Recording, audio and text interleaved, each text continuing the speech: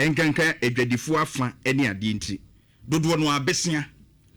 ene omukɔgye no omu de adi omu dwuma de ate omu nkwa ba mu na besia no ukɔgye a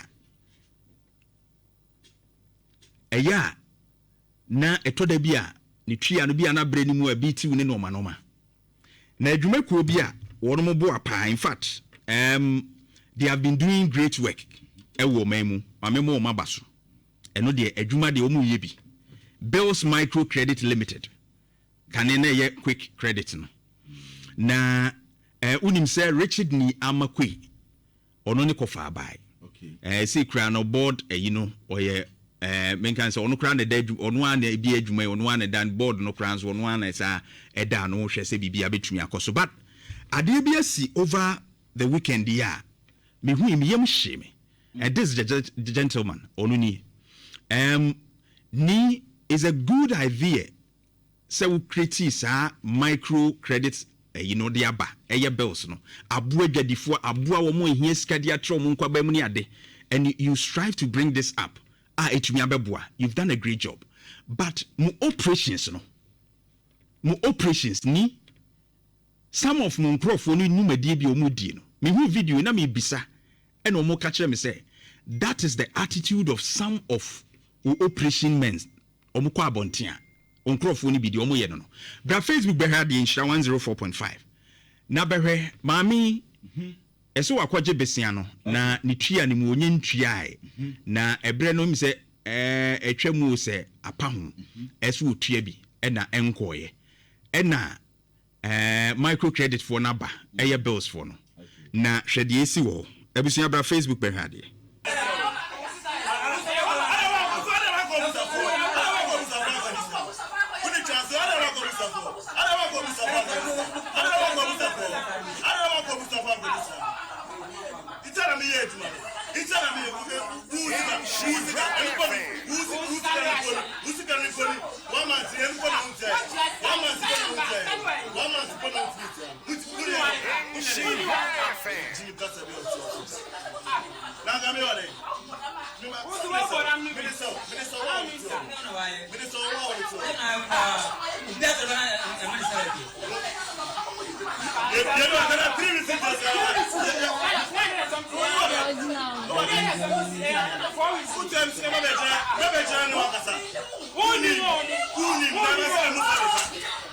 Ebusunya behwe mema miensa kentinka miensa na omune maami akwadada ne nanso ba mbese obehwe ade bi miwia meka ho asem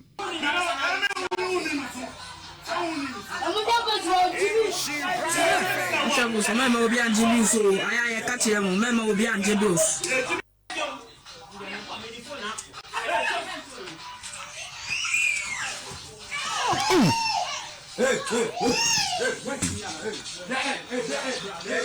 ese maame no ne ba ni nyina o ma nyina gu famu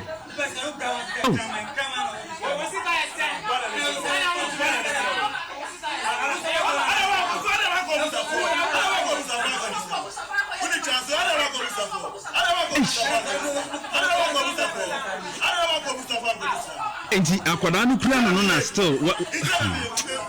what should not have from that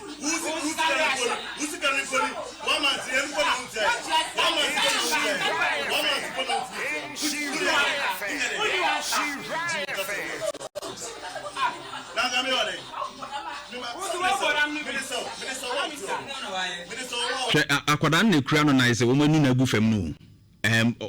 enti akwada no kura mi say ni tibo ho the way I see here no there seriously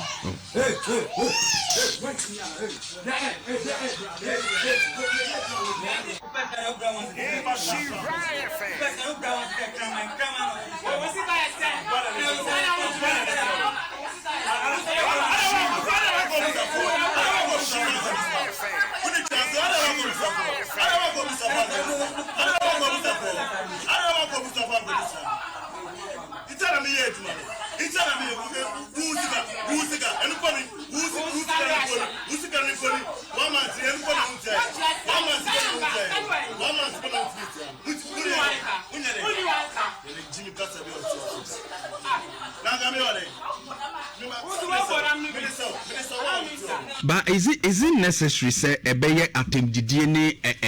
na obi akwada kura no yebetumi atwe no ato femama ne ba no che say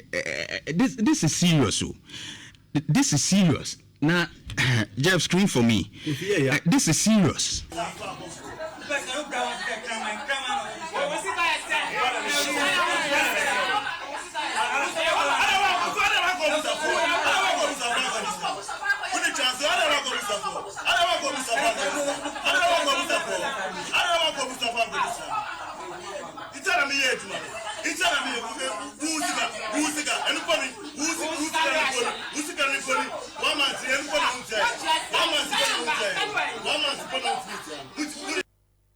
Enti se wo hwe we ya abusua bra Facebook na what is going on there no anu eden pa je say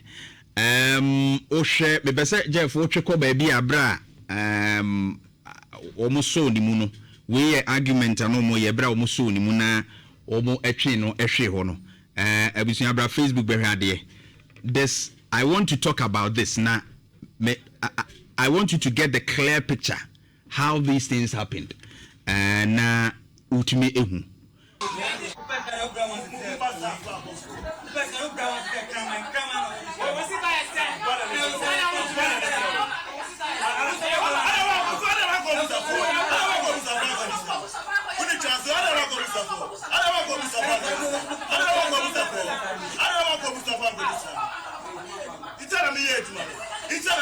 enti we dey see Bills Microfinance omo de krata ba bonten a omo abekasa na de enti amabo video no ache a mepese wuhu ne ekoso omo krata omo de bae no sei e na eka na Jeff omo krata no to so ba me Bills Micro for no omo krata no fa to so ba me or say management of Bills Microfinance Microcredit Limited has taking note of a video circulating on social media showing an altercation between some Bills field officers and a woman who was carrying a child. The incident is of serious concern to the company. From the video currently in circulation, the woman appears to have attempted to retrieve a mobile phone from one of the officers while holding a baby, during which she unfortunately fell. The situation is deeply regrettable and management has immediately initiated. But my problem is with the second paragraph. Now, also the incident is of serious concern to the company. From the video currently in circulation, the woman appears to have attempted to retrieve a mobile phone from one of the officers while holding a baby, during which she unfortunately fell.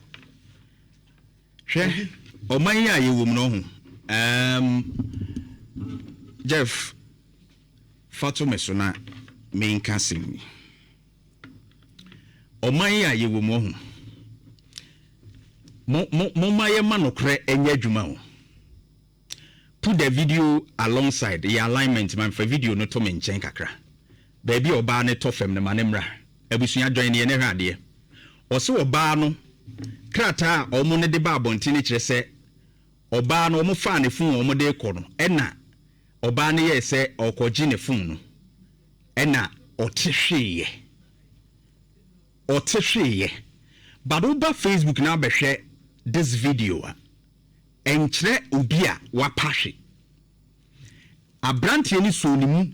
oba okura akwada etwe ne hwe fam behwade otwe ne hwe fam. This is the video and he say Bills Credit Limited say mu ka kire ye say maame na ne tehwe ya get the video yourself and watch and kese mo hwe video na ansana mo issue statement we em say mo te ya na mo sorry na mo kotro sa letter no release no by this is really shameful. Video wa branti ya twi maame ya hwe fam akwada akura no a se nyanyame na akwada we ni ti ebo efemo ɛhɔ no kra abo ne gugugu yi enti comment then now you are saying say unfortunately fail say maame na ene tehweye but opushino o twinu hwe IGP Yohuno CID boss maame Lydia Donko in fact you are very Jesus me video no a what ya hwe no kra na me yamahye cheze Jeff with the post no maame na is serious okura kwada ketewa wi na yetimi atwe no ahwe fam saa I think say the Ministry for Gender and of course the police IGP Yohuno CID Lydia Donko, this investigation should not be left for Bills Credit Limited to do. Munyana any arrest obi de oka ye wo kwan ye de nipa ne fa so se obi ji obesia na wantua ye wo kwan a ye de nipa ne fa so yankobu nipa no. You can't take the laws into your hands. Muma yen mu man no mra kakra. Because ye wosika ye wia enkosi hwe obi antuni nya ye hwe. Enunti se wosika na wo koje ne nipa ne so wontua even banks kura no. Obi ye bibisa ye wo kwan ye de ne fa so. Emra kwan wo mayanchi no fa ne ko court di so di mraso enye so ko chini pa no abono first of all o start say on any exchange that would didi atem no exchange ana mo ye mu didi mo ho atem ewi ase watam ne phone de ko se wo be seize phone no na wo de ko no o kire o kasa bibi wo so a ayira de na abaye wo ye police and so Bills Credit Limited the way some of these operation guys no mu behave no adwuma no be say no senso mu na mo aka kire so mo man ne edin om koye yesa no man we ne edin mu koye yesa no a emra wo krum a these guys must be arrested sound of we see a chiwo it's too bad oba wo kura kwala and you didn't even consider sa akwada na ekura no obetumi agye afiri ne nsem watwe oba okura akwada si ahwo se eguram am imagine say me yire na me ba ne kura no yi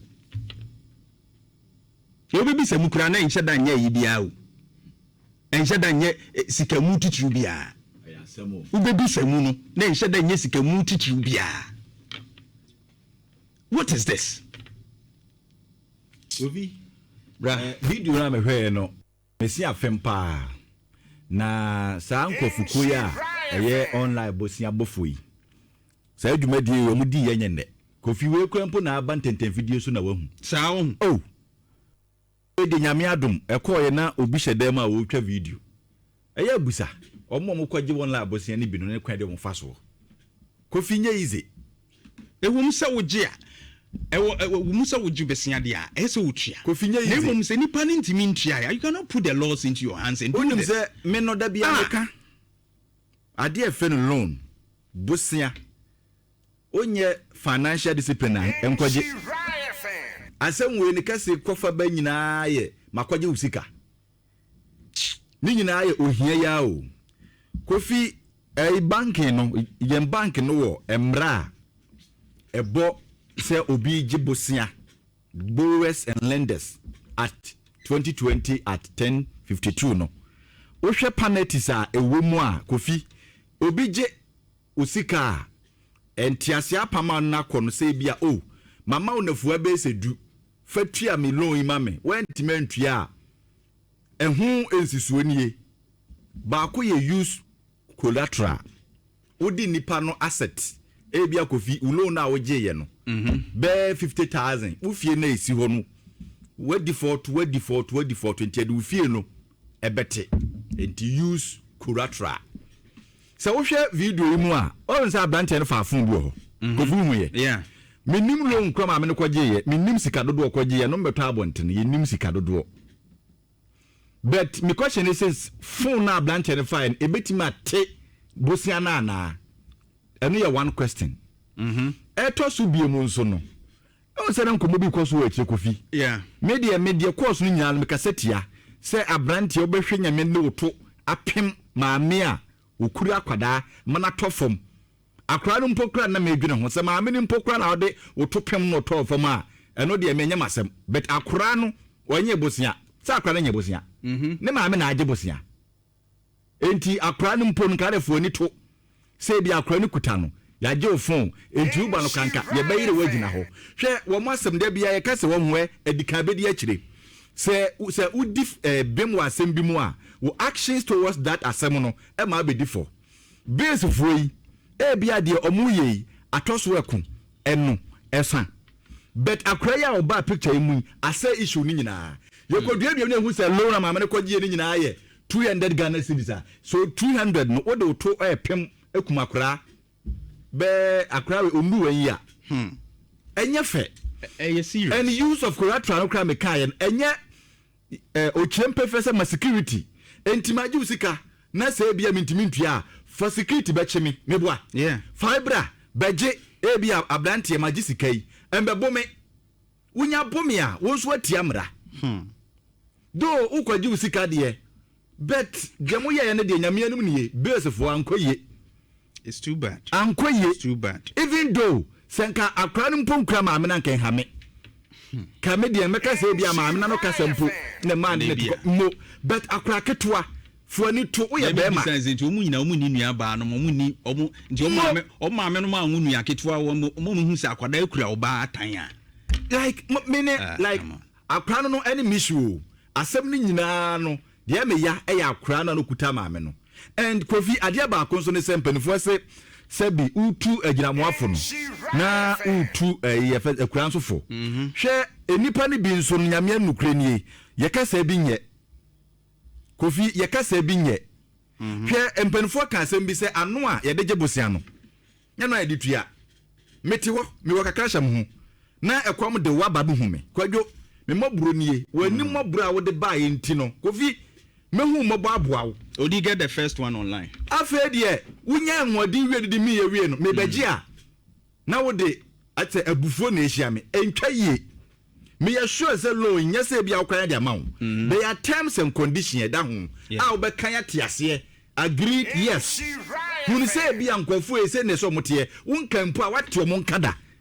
so omo ba en bibia e kasa woni sika e kasa da bia me kasa se ohunu kasa yi a abato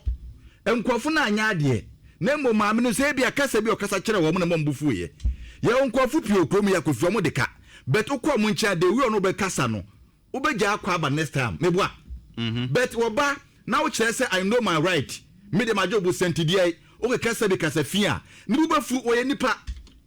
but wo ye nipa no nso nche se ye bone ma ne ntra so enu nti na ezo munya ntete ahu ye wokwan ye faso approach sa no ma nyina ese wo munya ntete ye na atumi aboa because untumi mfa mranche wo nsem enye de mo ye no eye wrong and I think say Ni is a very cool guy. Oh yeah. Ni on pen ho asem. In fact, abanti ye oda so na adwuma na ye ne dia. Or you be on pen ho asem. And I will share a very humble man. But you see, when it gets to this point, it just see a can ho asem. Because said you now wokan, okra na oka say e normal. I mean, it's coming. And you'll be catching and I feel that we will. And Ni, you have to pay attention to this. And the letter now Kofi. Yeah, it's all moment. Letter now omushu ye no. Asem no a omu etwachi an na menti ase. Ade ya work on what hwe. That shouldn't be the issue. O de ka say ordinary to kra pem no. Because I've done pushing it to the pem ma me to from.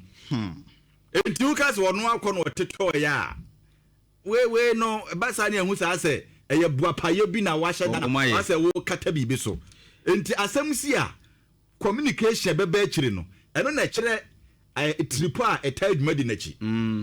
So what I say because video that way. Video don't talk lie. And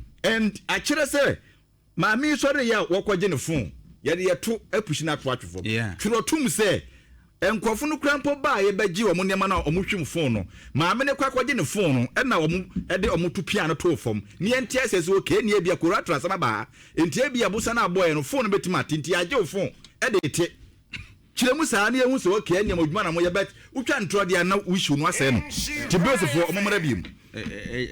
too bad ade ha dwen papa na odi a reset